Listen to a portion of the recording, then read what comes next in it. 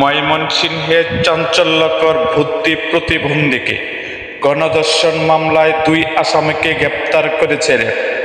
সোমবার ৫ই মে দুপুরে র্যাবের মিডিয়া অফিসার নাজমুল ইসলাম জানায়, ৫ই মার্চ ধুবাউড়ায় ১৩ বছরের ভর্তি প্রতিবন্ধী শিশুকে ১০০ টাকার লোভ দেখিয়ে ধর্ষণ করে নজরুল, গনি ও তার সঙ্গীরা। বাড়ি না ফেরায় শিশুটিকে খুঁজতে তার মা ঘটনাস্থলে উপস্থিত হলে আসামিরা দৌড়ে পালিয়ে যায়।